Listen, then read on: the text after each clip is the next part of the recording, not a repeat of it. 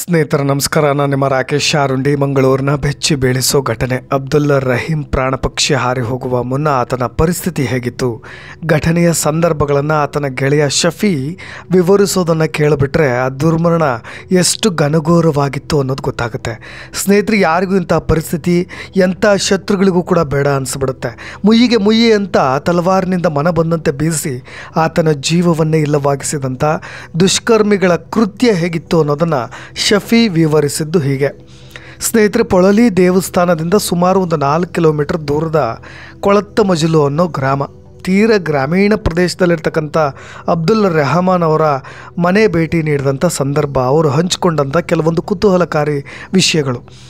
ನಿರ್ಮಾಣ ಹಂತದಲ್ಲಿರ್ತಕ್ಕಂತಹ ರೆಹಮಾನ್ ಮನೆಯ ಮುಂಭಾಗದಲ್ಲಿ ಒಂದು ಪ್ರಾರ್ಥನಾ ಕೂಟಕ್ಕಾಗಿ ಹಾಕಿದಂಥ ಚಪ್ಪರ. ಇನ್ನು ಅವ್ರ ಮನೇಲಿ ಈಗ ಯಾವ ರೀತಿಯಾದಂಥ ಶೋಕ ಮಡುಗಟ್ಟಿದೆ ಅಂದುಬಿಟ್ರೆ, ಅಬ್ದುಲ್ಲಾ ರೆಹಮಾನ್ ಅವರ ತಾಯಿಯ ತಂದೆ ಅವರ ಕಂಕಣದಲ್ಲಿರ್ತಕ್ಕಂಥ 3 ವರ್ಷ ಮತ್ತು 8 ತಿಂಗಳಿನ 2 ಮಕ್ಕಳು ಕೂಡ ಅಪ್ಪನ್ನು ಕಳ್ಕೊಂಡು ಭಾಳಷ್ಟು ದುಃಖದಲ್ಲಿ ಇದ್ದಾವೆ. ಇನ್ನು ಮನೆಯ ಪೂರ್ತಿ ಒಂದು ಶೋಕದ ವಾತಾವರಣ ಕಾಣಸಿಗ್ತಾ ಇದ್ದದ್ದು. ಇನ್ನೊಂದು ಕಡೆ ಗಂಡನನ್ನು ಕಳೆದುಕೊಂಡಂಥ ಯುವ ವಿಧವೆಯಾಗಿ ಉಳಿದಂಥ ಹೆಣ್ಣು ಮಗಳ ರೋದನೆ. ಆಕೆಗೆ ಇವೆಲ್ಲ ಕೋಮು ದಳ್ಳೂರಿ, ಈ ಥರದ ಒಂದು ವೈಷಮ್ಯ ಇವೆಲ್ಲವೂ ಕೂಡ ಆಕೆಗೆ ಗೊತ್ತೋ ಇಲ್ವೋ ಗೊತ್ತಿಲ್ಲ. ಇನ್ನೊಂದು ಕಡೆ ಮಗನನ್ನು ಕಳೆದುಕೊಂಡಂಥ ತಾಯಿಯ ಮೂಕ ರೋದನೆ ಎಂಥವರ ಕಳ್ಳನ್ನು ಕೂಡ ಹಿಂಡಿ ಬಿಡುವಂಥದ್ದು. ಇಂತಹ ಹೃದಯ ತಟ್ಟುವ ಸನ್ನಿವೇಶ ನಮಗೆಲ್ಲರಿಗೂ ಕೂಡ ಗೊತ್ತಿರಲಿ, ಇದು ಕೇವಲ ಮತೀಯ ದ್ವೇಷದಿಂದಲೇ ಬಂದೊದಗಿದ್ದು ಅನ್ನೋ ದುರದೃಷ್ಟಕರ ಸಂಗತಿಯನ್ನು ಹೇಗೆ ಅರ್ಥ ಮಾಡಿಸೋದು, ಯಾರು ಅರ್ಥ ಮಾಡ್ಕೊಳ್ತಾರೆ ಇನ್ನಾದರೂ ಕೂಡ ಬದಲಾಗಬೇಕು ಅಂತ.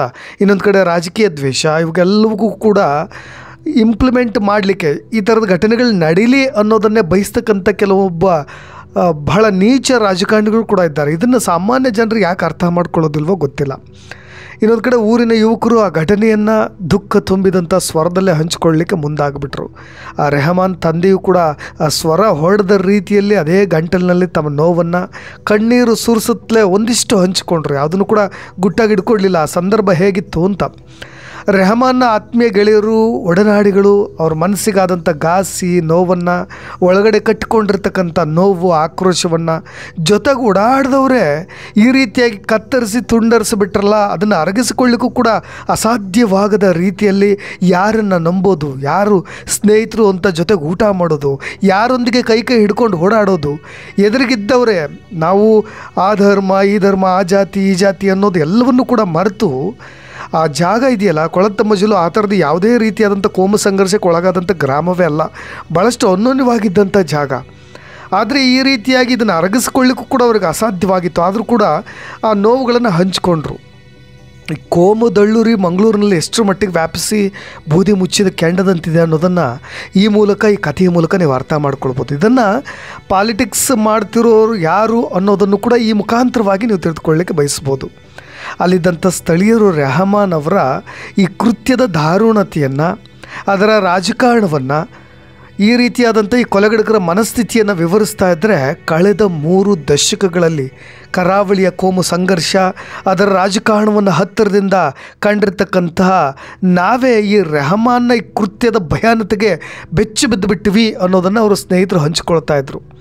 ರೆಹಮಾನ್ ಆಗಿ ಅಬ್ದುಲ್ ರೆಹಮಾನ್ ಅವರು ಯಾವ ರೀತಿಯಾಗಿದ್ದರು ಅಂದರೆ, ಯಾರೊಂದಿಗೂ ಜಗಳವಿಲ್ಲದಂಥ ವ್ಯಕ್ತಿ, ಸ್ನೇಹಮಯಿ ವ್ಯಕ್ತಿತ್ವದ ಯುವಕ.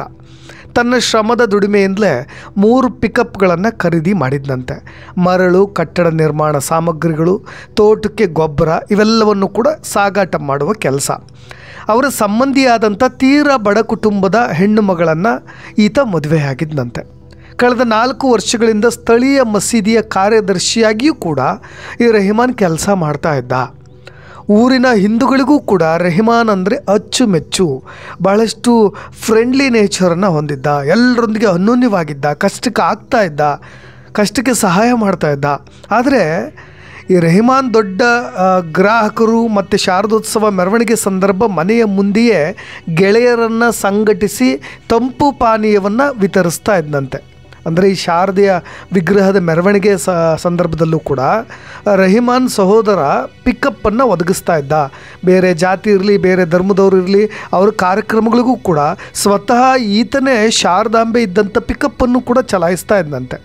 ಇಂತಹ ಊರಿಗೆ ಹೀಗಾಯ್ತಲ್ಲ ಅನ್ನೋದೇ ಭಾಳಷ್ಟು ನೋವಲ್ಲಿನವರಿಗೆ. ಈಗ ದೀಪಕ್ ಈ ಥರದ ಒಂದು ಕೃತ್ಯದಲ್ಲಿ ಭಾಗಿಯಾಗಿದ್ದಂಥ ಮುಂಚೂಣಿಯಲ್ಲಿದ್ದಂಥ ಯುವಕ ದೀಪಕ್ ಬಹಳ ಚಿರಪರಿಚಿತ.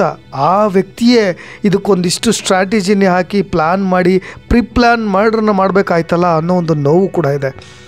ಈ ದೀಪಕ್ ಅನ್ನೋನು ಕೂಡ ಅದೇ ಊರಿನ ಹುಡುಗ, ಬಡ ಕುಟುಂಬದ. ಆತನ ಮನೆ ಕಟ್ಟಲಿಕ್ಕೂ ಆರಂಭ ಮಾಡಿದಾಗ ಇದೇ ರೆಹಮಾನ್ ಒಂದು ಲೋಡ್ ಮಾಳನ್ನು ಆತನಿಗೆ ಉಚಿತವಾಗಿ ಕೊಟ್ಟಿದ್ದಂತೆ. ಕಟ್ಟಡ ನಿರ್ಮಾಣದ ಸಾಮಗ್ರಿಗಳನ್ನು ಇದೇ ರೆಹಮಾನ್ ಸಾಗಾಟ ಕೂಡ ಮಾಡಿದ್ದಂತೆ. ಅದರಲ್ಲಿ 30,000 ರೂಪಾಯಿ ದೀಪಕ್ ಬಾಕಿ ಕೂಡ ಹಣವನ್ನು ಕೊಡದೆ ಉಳಿಸ್ಕೊಂಡಿದ್ದಂತೆ.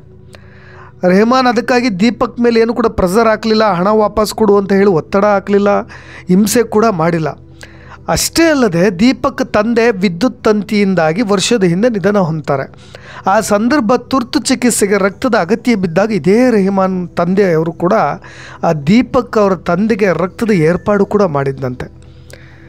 ಈ ಕೃತ್ಯ ನಡೆದ ಹಿಂದಿನ ದಿವಸ ಏನಾಯಿತು ಅನ್ನೋದನ್ನು ಹೇಳಿಬಿಡ್ತೀನಿ.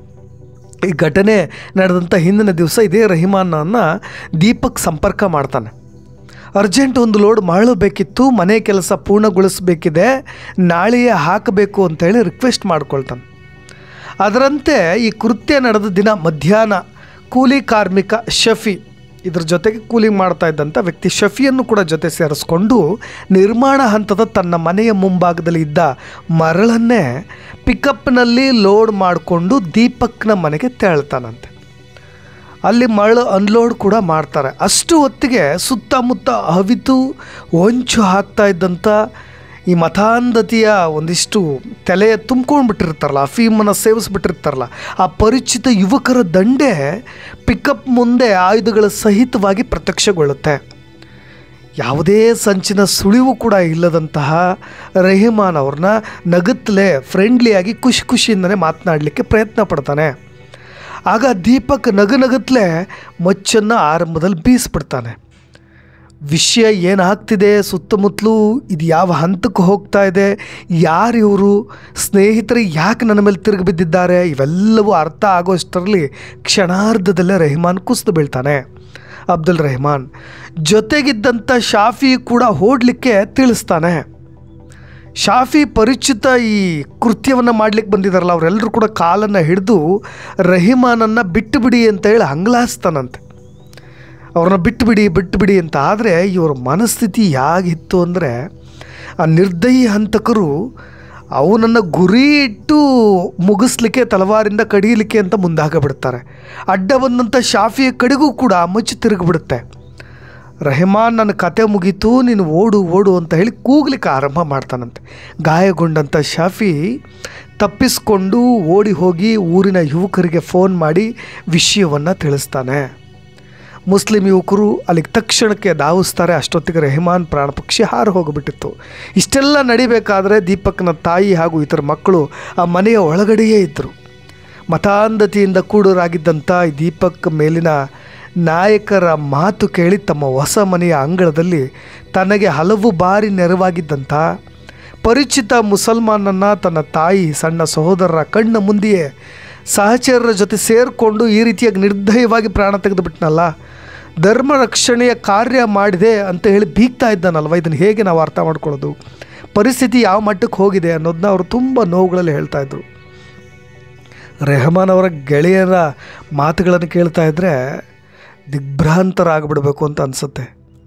ಕೋಟಿ ಚೆನ್ನೈಯರು, ಕಾನದ ಕಟ್ರು, ಕೊರಗತನಿಯ ಇವರೆಲ್ಲರೂ ಕೂಡ ಮಂಗಳೂರಿನ ಕರಾವಳಿಯನ್ನು ಮುನ್ನಡೆಸಿದಂತಹ ಪರಿಸ್ಥಿತಿ ಯಾವ ಪಾತಾಳಕ್ಕೆ ಕುಸಿದು ಬಿಟ್ಟಿದೆಯಲ್ಲ ಅಂತ. ಈ ಕೊಳತೆ ಮಜಲು ಕೋಮು ಸೋಂಕು ಪೂರ್ಣ ಪ್ರಮಾಣದಲ್ಲಿ ತಾಗದ ಒಂದು ಸಾಮಾನ್ಯ ಹಳ್ಳಿ. ಯಾವ ರಾಜಕೀಯ ಇರಲಿಲ್ಲ, ಈ ಥರದ ಪಾಲಿಟಿಕ್ಸ್ ಇರಲಿಲ್ಲ, ಕೋಮು ಸಂಘರ್ಷಗಳಿರಲಿಲ್ಲ. ಅಂಥ ಊರಿನಲ್ಲಿ ಮುಸ್ಲಿಮರು ಹಿಂದೂಗಳು ಒಗ್ಗಟ್ಟಿನಿಂದ ಇದ್ದ ಊರಲ್ಲಿ ಈ ಥರದೊಂದು ಭೀಕರ ಘಟನೆ ನಡೆದಿದ್ದು ಯಾರು ಕೂಡ ಮರೀಲಿಕ್ಕೆ ಸಾಧ್ಯವೇ ಇಲ್ಲ. ದೂರದ ಬೊಜ್ಜಿಯ ಸುಹಾಸ್ ಶೆಟ್ಟಿಯ ಹತ್ಯೆ ಪ್ರತೀಕಾರ ತಮ್ಮ ಊರಿಗೆ ರೀಚ್ ಆಗುತ್ತೆ ಅಂತ ಯಾರು ಕೂಡ ಗೆಸ್ ಮಾಡಿರಲಿಲ್ಲ. ಈಗ ಅವರ ಆಗ್ರಹ ಒಂದೇ, ಊರೂರಿನ ಆಗ್ರಹ. ಯಾರು ಇದನ್ನು ಪಿತೂರಿ ಮಾಡಿದವರು, ಆರೋಪಿಗಳು ಯಾರು, ಅವ್ರಿಗೆ ಕಠಿಣ ಶಿಕ್ಷೆ ಆಗಲಿ, ನೆಮ್ಮದಿ ಸೌಹಾರ್ದತೆ ಉಳಿಲಿ. ದೀಪಕ್ ಹಾಗೂ ಗೆಳೆಯನನ್ನು ಈ ಸಂಚಿಗೆ ಪ್ರೇರೇಪಿಸಿದ್ದು ಬಜರಂಗ ದಳದ ನಾಯಕ ಭರತ್ ಕುಂಬ್ಡೇಲ್ ಅನ್ನೋ ಆರೋಪ ಇದೆ. ಏಕೆಂದರೆ ಈತ ಸುಹಾಸ್ ಕೊಲೆಗೆ ಪ್ರತೀಕಾರವಾಗಿ ಭೀಕರವಾದಂಥ ಒಂದು ಕೃತ್ಯವನ್ನು ಮಾಡ್ತೀವಿ ಅಂತೇಳಿ ಪತ್ರಿಕಾಗೋಷ್ಠಿಯಲ್ಲಿ ಹೇಳಿದ್ದಂತೆ. ಅವನ ಮೇಲೆ FIR ಇತ್ತು. ಅಶ್ರಫ್ ಕಲಾಯಿ ಹತ್ಯೆಯಲ್ಲೂ ಕೂಡ ಆತನೇ ಆರೋಪಿಯಾಗಿದ್ದ. ಅವನ ವಿರುದ್ಧವಾಗಿ ಕ್ರಮ ತೆಗೆದುಕೊಳ್ಳಿ ಅಂತ. ಯಾಕೆಂದರೆ ಈ ಕೃತ್ಯ ನಡೆಯೋ ಹಿಂದಿನ ದಿನ ಈ ದೀಪಕ್ ಮತ್ತು ಸಹಚರ ಜೊತೆಯಾಗಿ ಇದೇ ಭರತ್ ಕುಂಬ್ಡೇಲು ಮೀಟಿಂಗ್ ನಡೆಸಿದ್ದಂತೆ. ಹಾಗಾಗಿ ಇವರೆಲ್ಲರೂ ಕೂಡ ಹೇಳೋದು ಒಟ್ಟಾರೆಯಾಗಿ ಈ ಥರದ ಒಂದು ಧರ್ಮದ ಗುರುತಿನ ಕಾರಣಕ್ಕೆ ಕನಿಷ್ಠ ಒಂದಿಷ್ಟು ಕರುಣೆಯನ್ನು ತೋರದೆ ಈ ಥರದೊಂದು ಘಟನೆ ನಡೆದು ಬಿಡುತ್ತಲ್ಲ ಅನ್ನೋದು ದೊಡ್ಡ ಅಪಾಯಕಾರಿಯಾದಂಥ ಸಂಗತಿ. ಕೇವಲ ರಾಜಕೀಯ ಮಾಡದೆ ಮಂಗಳೂರನ್ನ ಇನ್ನೊಂದು ರೀತಿಯಲ್ಲಿ ಬದಲಾಯಿಸುವ ಪ್ರಯತ್ನವನ್ನು ರಾಜಕಾರಣಿಗಳು ಮಾಡಬೇಕು ಅನ್ನೋದಷ್ಟೇ ನನ್ನ ಸಲಹೆ ಅಂತ ಹೇಳ್ತಾ ಇನ್ನಷ್ಟು ಅಪ್ಡೇಟ್ಸ್ಗಳೊಂದಿಗೆ ಮತ್ತೆ ಬರ್ತೀನಿ. ನಾನು ರಾಕೇಶ್ ಶಾರುಂಡಿ. ಧನ್ಯವಾದ.